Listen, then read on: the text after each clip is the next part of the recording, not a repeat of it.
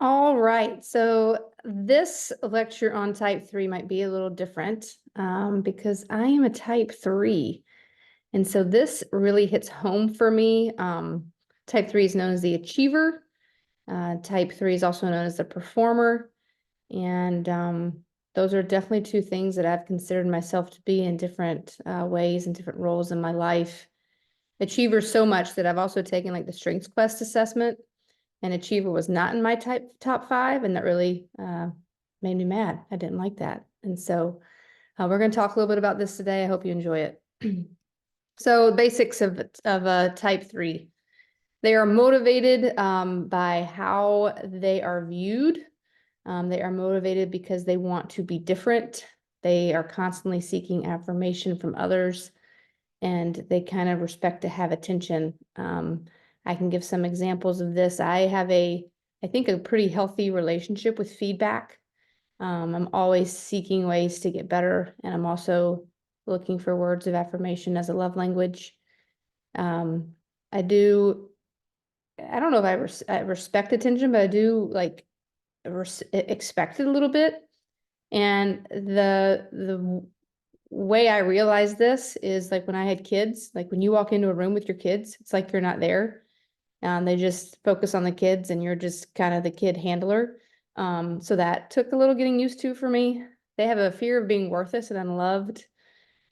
They desire being valued and being valuable to the cause, and having a role and being able to contribute, and that their presence and their contributions are worthwhile.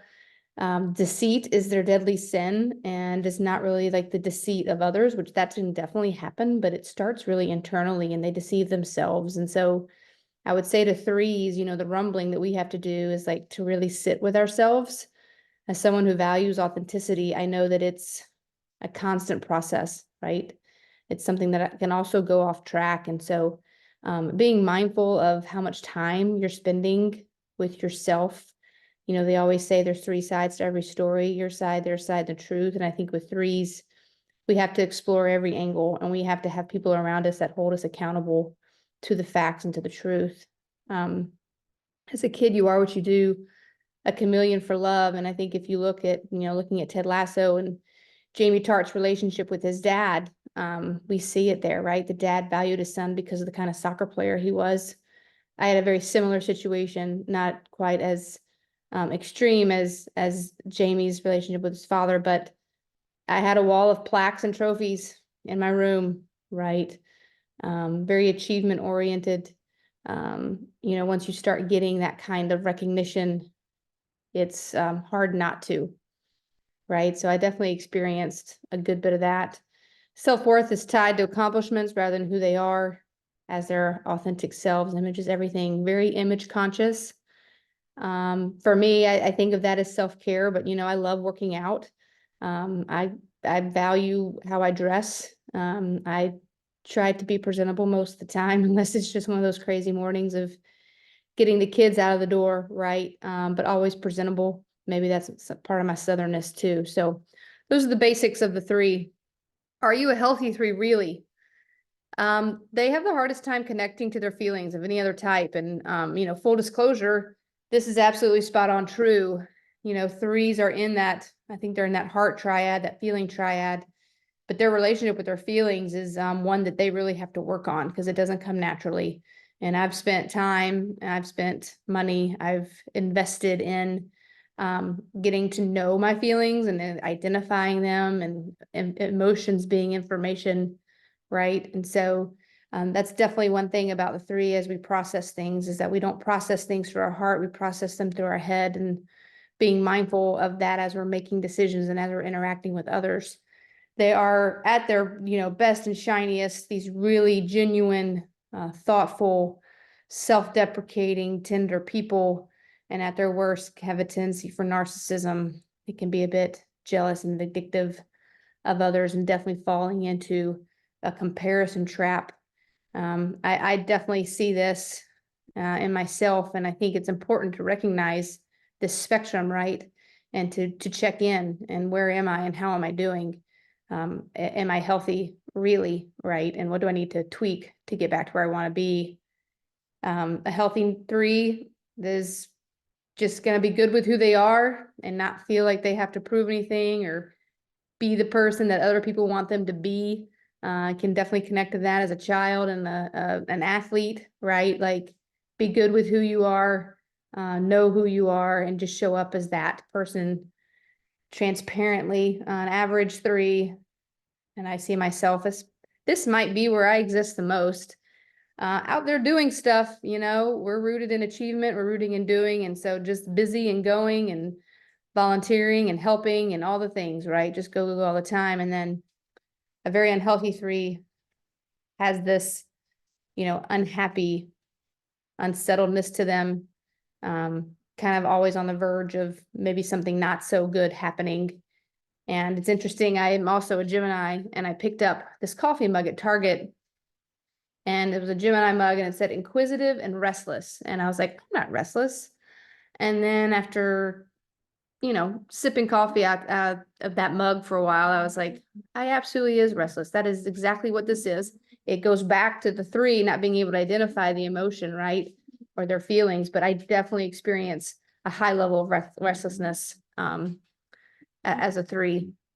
Very results oriented and sometimes willing to do whatever it takes to get those results. So wings and stretches, sorry, my dog's in the background, but I'm going to keep going.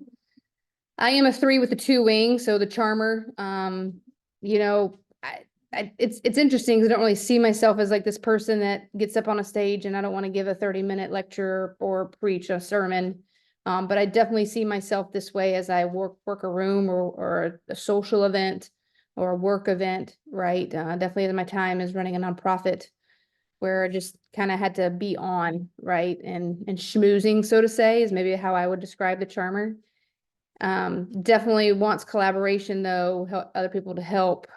And if isn't receiving like the thanks that they need, they can definitely feel frustrated and even back to that unloved part of the 3.